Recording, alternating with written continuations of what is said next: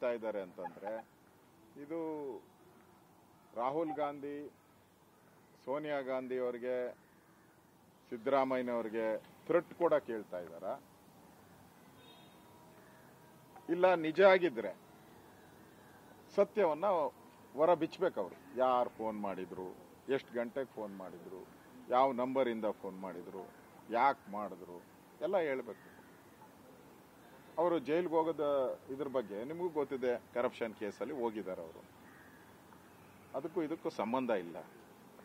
ಈ ಸಂದರ್ಭದಲ್ಲಿ ಅವರು ಹೇಳ್ತಾ ಇದ್ದಾರೆ ಅಂದ್ರೆ, ನೀವು ಮಾಡಿಲ್ಲ ಅಂದ್ರೆ ನೋಡಿ, ನೀವು ಕೊಟ್ರೆ ನಾನು ಗ್ರೀನ್ ಬಸ್ ಹತ್ತುತ್ತೀನಿ, ನೀವು ಕೊಡ್ಲಿಲ್ಲ ಅಂದ್ರೆ ನಾನು ರೆಡ್ ಬಸ್ ಹತ್ತುತ್ತೀನಿ ಅನ್ನೋ ಮೆಸೇಜ್ ಕೊಡ್ತಾ ಇದ್ದಾರೆ ಅಷ್ಟೇ.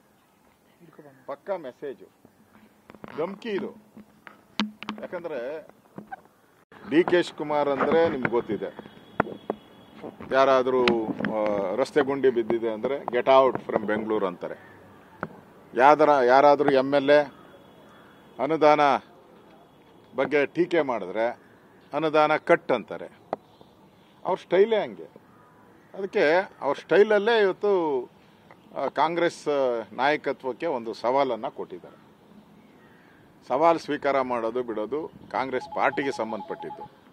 ಆದರೆ ಅವರು ಹೇಳಿರೋ ಉದ್ದೇಶ ಅಧಿಕಾರ ಹಸ್ತಾಂತರದ ಒಂದು ಟೈಮ್ ಏನು ಬರ್ತಾ ಇದೆ ಈಗ, ಪವರ್ ಟ್ರಾನ್ಸ್ಫರ್ ಆಗುವಂಥದ್ದು, ಕ್ರಾಂತಿ ಆಗುವಂಥದ್ದು, ಇವೆಲ್ಲ ನವೆಂಬರಲ್ಲಿ ಆಗಬೇಕು. ನವೆಂಬರಲ್ಲೇ ಈ ಹೇಳಿಕೆಯನ್ನು ಕೊಟ್ಟಿದ್ದಾರೆ ಅಂದರೆ ಅದಕ್ಕೆ ಡಿ ಕೆ ಶಿವಕುಮಾರ್ ಯಾವುದನ್ನು ಅರ್ಥ ಇಲ್ದಿರ ಮಾಡಲ್ಲ. ಆ ಮೆಸೇಜನ್ನು ಕೊಟ್ಟಿದ್ದಾರೆ. ನಾನು ಒದ್ದು ಕಿತ್ಕೊಂತೀನಿ ಅಂತ ಅಸೆಂಬ್ಲಿಯಲ್ಲಿ ಹೇಳಿದ್ರಲ್ಲ, ಏನು ನನಗ ಹೇಳಿದ್ರು? ಅದು ನನ್ನ ಹತ್ರ ಪವರ್ ಇದೆಯಾ ಒದ್ದು ಕಿತ್ಕೊಳಕ್ಕೆ? ಅವ್ರು ಹೇಳಿದ್ದು ಯಾರಿಗೆ? ಸಿದ್ದರಾಮಯ್ಯವ್ರಿಗೆ, ಒದ್ದು ಕಿತ್ಕೊಂತೀನಿ ಅಂತ. ಈಗ ಅದೇ ಡೈಲಾಗು, ನಾನು ರೆಡ್ ಬಸ್ ಹತ್ಬೇಕಾ ಗ್ರೀನ್ ಬಸ್ ಹತ್ಬೇಕಾ, ಎರಡು ತೀರ್ಮಾನ ಮಾಡ್ಕೊಳ್ಳಿ.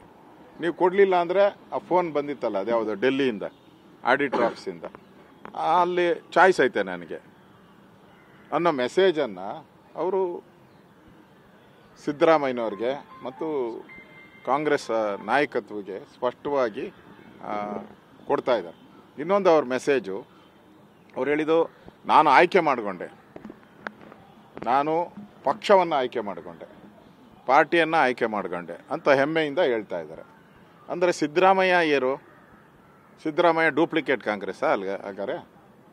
ಇವರು ನಾನು ನಿಷ್ಠಾವಂತ ಪಾರ್ಟಿ ವರ್ಕರು, ನಾನು ಕಾಂಗ್ರೆಸ್ ಪಾರ್ಟಿ. ಸಿದ್ದರಾಮಯ್ಯನಿಗೆ ಏನು ಹೇಳ್ತಾ ಇದ್ದಾರೆ? ನೀನು ಡೂಪ್ಲಿಕೇಟ್ ಕಾಂಗ್ರೆಸ್ ಅಂತ ಮೆಸೇಜ್ ಕೊಡ್ತಾ ಇದ್ದೀರಾ.